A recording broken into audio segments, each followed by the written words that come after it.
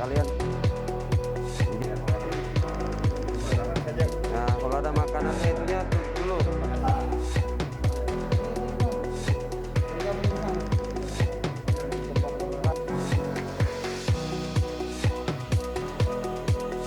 tidak cepat keluar teman-teman yang sakit. Jadi selama berada di dalam kasih vitamin. Nah, jemur-jemur sedikit 5-10 menit.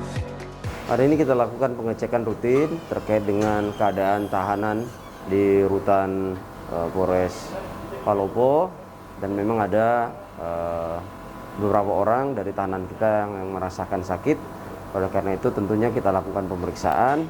Setelah lakukan pemeriksaan, kita berikan vitamin untuk mendukung agar tahanan tersebut lekas sembuh. Kemudian kita juga melakukan kegiatan penyemprotan untuk lokasi rumah tahanan yang ada di Polres untuk mengantisipasi adanya peningkatan penyebaran virus COVID-19. Tujuannya adalah ya tentunya kita ingin memutus rantai penyebaran COVID tersebut.